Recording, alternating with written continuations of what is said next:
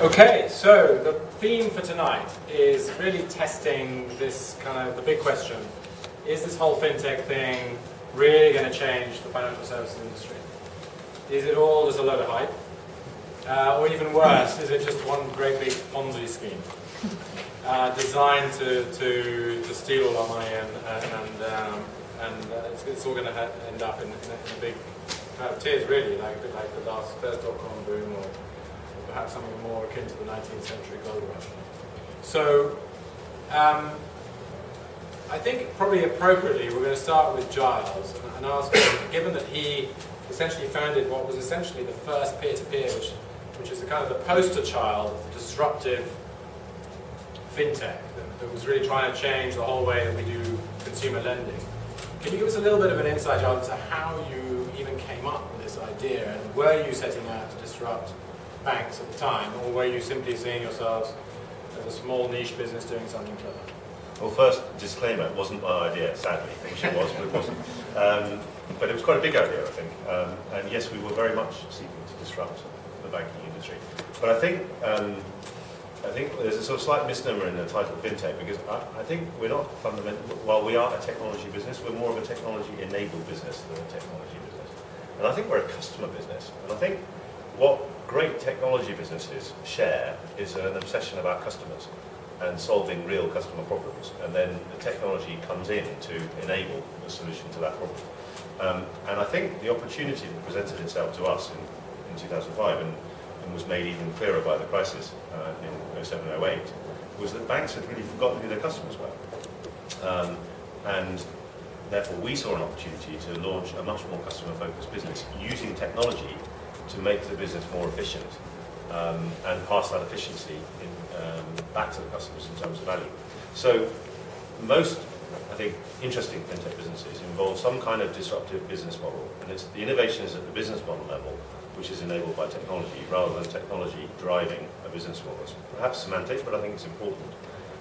So the business model is created to try and solve a genuine customer problem, and the one we perceived was that customers got bad value and bad service from banks in general retail transactions.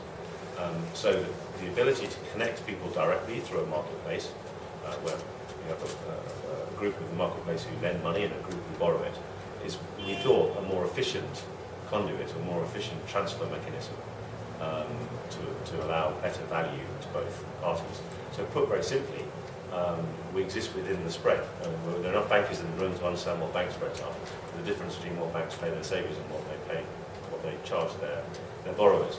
And through our mechanism of direct connection, without going through the complication of a bank balance sheet and all the regulations involved in a bank balance sheet, we thought we could pass better value to consumers. We also, and broadly speaking, we describe ourselves at pre-launch as a bond market for consumers, because if you think about it, the bond market had effectively done that same disruption to bank lending in the corporate market 30, 40 years before, by becoming the dominant source of capital to all large companies. Large companies didn't go to banks and ask them for money, they went into the market and raised money because it was cheaper and more efficient. So we were trying to bring some of the strengths, if you like, of the bond market into consumer lending. The technology is important, and I think the technology has enabled us to deliver a terrific service, which means we win all sorts of awards for customer service, which exist outside of the value of the transaction we create. But I think very much, to answer your question, Ed, we set out to disrupt banking, and it took a little while. We had a pretty miserable time for the first 3 years of our lives, between 05 and 08. The crisis did us an incredible favour, because it did two things. It changed the economics, in the sense that bank spreads went from a quite narrow basis to a very wide base. So Bank of England cut interest rates to zero, savings rates immediately fell to zero, but ironically, borrowing rates went up. And they went up for two reasons. One, because we all know banks were short of liquidity, but a less understood reason is that the regulator banned the sale of a hideous insurance product called PPI, which was a cross-subsidy, which meant that banks were happy to lend money for zero margin in order to missell an insurance policy. So the banning of that drove rates up, and suddenly our economic transaction made a great deal of sense. And that played into a really popular story of banks letting people down banks going bust. And because we were 3 years old and we'd been through our loans at that time were typically 3 years long, we were able to demonstrate some incredibly prudent risk management. So we could tell a story about how this mad startup doing something no one else in the world was doing was actually more responsible and more sensible and done a safer job of lending than the big international banks. So that sort of set up our prospects for growth. And I think that we're now at a scale where we're just to give you some context, we've lent nearly £3 billion, we'll lend £1 billion this year. We've got about a 3% market share in all the unsecured personal lending in this country. And just to finish, we're doing the most exciting thing, which I'm sure we'll talk about later, since the day we launched the company, was we're launching a bank. So ironically, we're going full circle, and now choosing, having built up some real capabilities in risk management, user experience and customer service, we're now going to tackle the banks absolutely head on. Thanks, Charles. And I think kind of notwithstanding testing this point a bit, I mean, is Zopa the exception? Because fundamentally we've seen recently the World Economic Forum report that customer willingness to switch to fintechs has been overestimated, and that actually fundamentally retail customers in particular, and corporate customers certainly, are not really kind of all rushing to the Zopa as well, notwithstanding the success of Zopa. So I think they're asking the wrong question. So I think in the abstract, I don't think customers are particularly interested in switching to fintech. They know what it means, but on a product-by-product sense, some are and some aren't, and some products are gaining greater traction than others. So we get NPS scores, i.e. a measure of recommendation, in the 80s, which is higher than Apple and Amazon. So over time, we build up a process of word-of-mouth recommendation, which is incredibly powerful. But many of our customers who borrow money from us wouldn't recognise us as a fintech. Yeah. They just recognise us as a better provider of a product. Which is a great segue into my question for you, Omar, which is fundamentally fintech, for those of us in financial services, this is a very diverse industry, and to lump every single bit of finance into one bucket, and then you go and talk to some VC and you find that he's an expert in fintech and biotech and some other tech, and you think, how on earth does he know anything about any of those sectors, let alone fintech? So which sectors of financial services do you think are particularly interesting, and are you more a believer in the sort of the consumer or the kind of more B2B? So have you got any particular, just give me a couple of examples of areas where you're particularly excited. It's worth defining what you mean by fintech and what's the ecosystem of fintech. So if we talk about... Sorry, Mohammed, can you speak up, because I think if you talk about, for instance, insurtech or payments or B2B or regtech, is that all part of fintech? I think yes, it is. And let's assume that we're talking fintech in the broad definition. So my theory is if I want to invest and I want to be involved, I'll be on the side where the regulator is rather than being against. So I'm sure a lot of you will not agree, but I'll be on the same side of the regulator. So for me, regtech is actually quite interesting, because regtech taps not only solves the problems of the banks and even the central banks, even the consumers, the B2C side of the business. So if you talk about regtech and you talk about onboarding a client where... So sorry, just to interrupt you briefly. So regtech is regulatory tech, so it's basically businesses that are providing some sort of compliance-related solutions to reporting compliance, but to banks and financial institutions. So marrying the regulator, what they do, the scope of work with technology. So that's one of the latest trends, and it's quite fun, by the way. There's a lot happening there now. So let's talk about the C experience you're talking about. So imagine somebody wants to be onboarded to a bank. In the UK, it takes a long time to be onboarded with the new relationship. With a certain app or technology, you can get onboarded for 80 seconds, for instance. Why? It onboards you, it checks your credit, background, and so on. So that's part of regtech. By that, the consumer is happy, the bank is more efficient, and the regulator, by the way, eventually will be also happy. So that's one of my favorite. So are you very much a believer in the idea that actually the fintechs, the startups, if you like, that are emerging everywhere are ultimately going to be more successful in serving the incumbents, in serving the existing industry rather than trying to compete with them? Okay, so I think that's a very good question.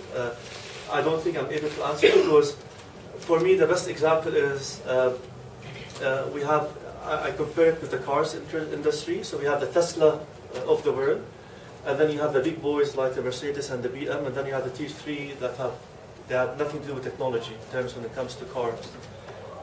For me, the JP Morgan, the Citibanks, and so on of the world are the Mercedes and BM that actually very soon they will be offering cars with electric cars such as Tesla. And for me, they're not fintech companies. However, when we talk about Tesla, for me the equivalent is the big boys that are fintech, only fintech. Now, are they competing with banks? Yes, but some of them are very complementary to bank, and I also love that domain and space for businesses that are very complementary to what the banks are doing. Okay, thank you. We'll hold that thought. I'm going to come up with tackle another domain, and perhaps a more of a, I mean, essentially, slightly oversimplifying here, but a lot of the sort of the technology driving fintech is either fairly straightforward, just doing things better with software. You've got the more AI, machine learning kind of domain, driving that into pretty much any area of customer service or back-end processing. And then you've got the blockchain, and we have on the panel, I think it's fair to say, a variety of views about blockchain. And I'm very much on the fence on blockchain. I see, we have Bitcoin as the preferred currency of drug dealers and cyber criminals. We've had some big frauds. We've had some huge volatility. And more recently, we've had the initial coin offering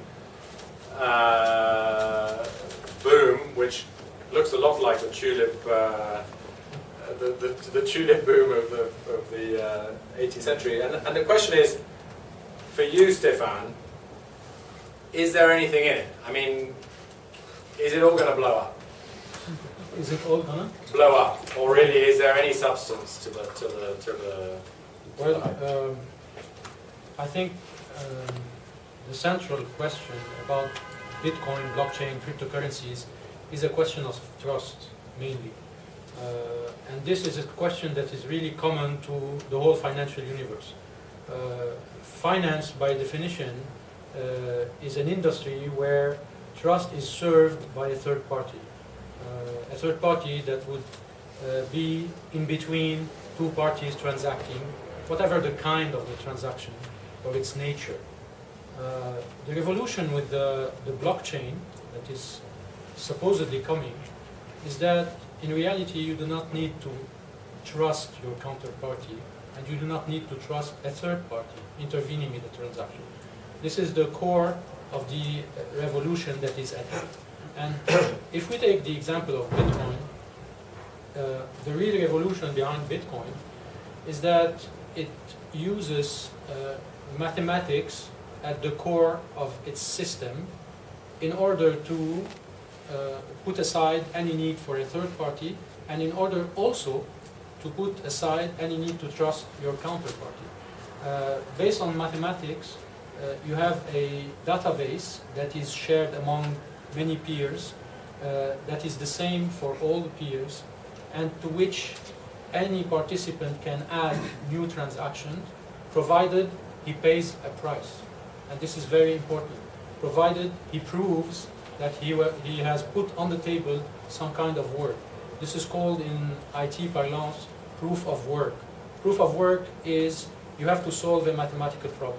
And in order to solve it, you need brute force, which means heavy calculation by the whole Bitcoin network, consumption of electricity, depreciation of hardware, computer hardware. So you have to put really money on the table to get your recompense, your return. If I can if we can set aside the tech, let's assume for now the tech is as good as everybody says, and I have never heard anyone say it's not as robust as you say. You want me to answer? You want me to? Oh, okay, hang on. We got a competing view here. Well, okay. In the interest of controversy, Definitely. I think if Bitcoin or the blockchain more broadly seeks to solve two problems, one of trust and one of margin. I think it fails dismally on both fronts. So it is a more expensive network than any banking network anywhere in the world. It costs far more money to process a Bitcoin transaction or a blockchain transaction than any competing system. And the number of frauds, if that's a measure of trust, an inverse measure of trust, or a measure of distrust, the number of frauds proportional to the size of the market and the network is colossal as a proportion. So to me, as a starting point, so far it has failed on both the two vectors it seeks to disrupt. Very good. Okay. So are these teething pains, or is this? No, I'm glad. In fact, I'm glad that the angle of approach is the same as the questions you threw at first. So let me answer that. It's important. First of all, Bitcoin is used by crime. Yeah, definitely, it is used by criminals online, just like the $100 bills, the 500 euro bills is used by crime. This is the nature of things. When you have payments to do, you use the best available means of payment. So this is a this is a false idea that Bitcoin is primarily used in criminal circles. It is not true. It is heavily used by criminal circles, but it is not primarily used by criminal circles. There are other users. Bitcoin and Ether, which is another blockchain, are the primary vehicles of international aid today by NGOs worldwide. That's a thing traditional media would not really put light on. I'd like to say something, the famous Jamie Dimon idea, that it is a Ponzi scheme and a fraud. In reality, if you look really to facts, if you really take a cold look at data, at facts, what you see is the following. You see on the left hand, you have a currency that is backed by destruction of value, which is destroying energy using electricity power and destroying hardware, which is depreciation of computer assets. Example, I've done it at the ECB balance sheet. It's really funny because you would find that less than 10% of this balance sheet is real assets, real like gold, like foreign currency reserves, like tradable securities. All the rest is simply the seigneuriage right, which is the right to print money, and they equilibrate their balance sheet accordingly. So if you really want to ask the question of the Ponzi scheme, you have to ask yourself the question regarding all currencies, regarding all monies. When you really think that people need an authority to tell them how to value things, people, they would answer you that yes, behind the euro you have governments. In reality, you do not. The European Central Bank, by definition, like the Fed, is independent, theoretically, according to economics. So, in reality, the Ponzi scheme is not where you think it is. Okay, so we have a spirited defense of blockchain, well, Bitcoin particularly, here, and not only that, he's going on the offensive here.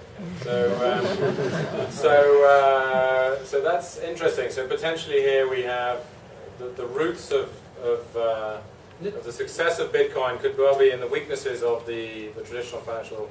I just want to add a small point here about the Jamie Dimon idea that it's a fraud. Okay, when you say it's a fraud, in fact, a Ponzi scheme, let's say. Yeah.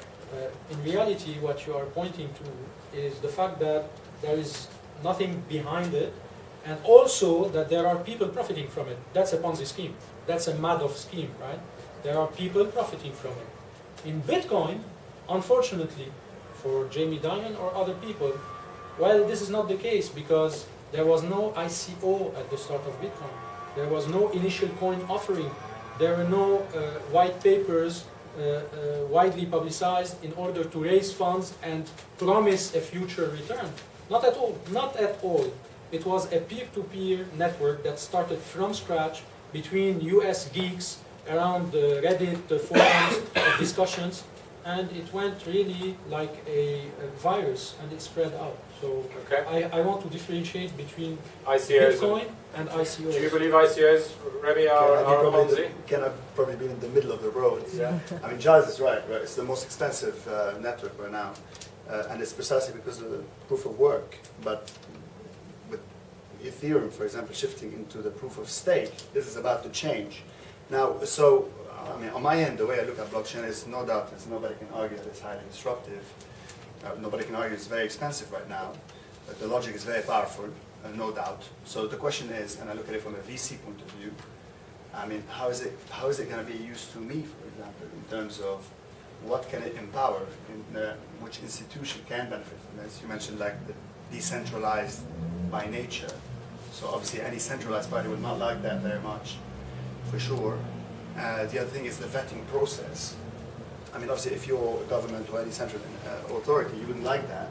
So, and also to clarify one thing, Jamie Dimon clarified his comment. He said Bitcoin is a Ponzi, not blockchain. I'm actually believing blockchain. That's because his daughter was... So on that, can you give us some examples of some valid business models using blockchain, Sure. which wouldn't have otherwise been? Yeah, sure. So I've been looking obviously at this space for a little while, and finally I found a company that I invested in, and it's called, I don't know if we can reveal the name yet, because obviously the final documents are on the way, but the term sheet is signed and accepted, and it has to do with authorized signatures. So typically, basically, the use of blockchain would be when people don't trust each other, to Stefan's point.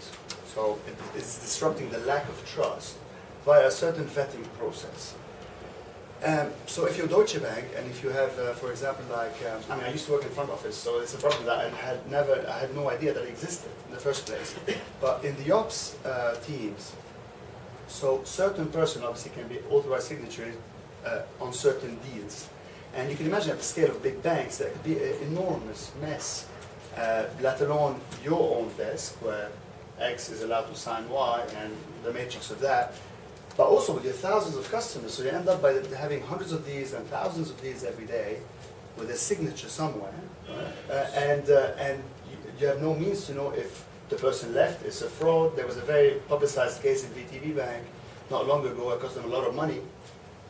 Cut a long story short, this is a problem, an ops problem. So if I get this right, what's interesting about this is that they're essentially not taking over, they're potentially disrupting a paper-based process, right? Yes and no. It is, on the one hand, so there's an efficiency play to it, but more importantly, A will never trust B telling A that I'm allowed to do that. So you're going to keep your own database, they're going to keep their own database. It's going to be a back and forth between basically A and B to make sure, and often with the need of a middle party, to say actually it's right. So the question is, if you have a vetting process which automatically refreshes every single player's authorized signatory list in real time, you will never have this problem.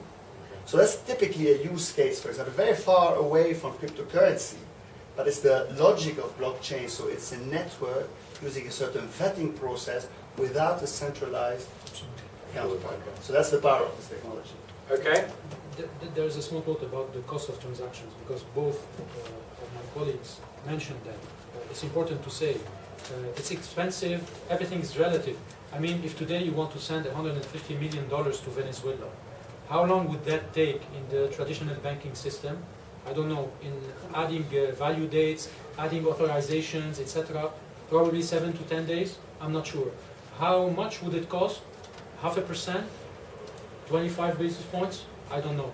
In Bitcoin, the transaction is priced as per the volume it takes in terms of kilobytes.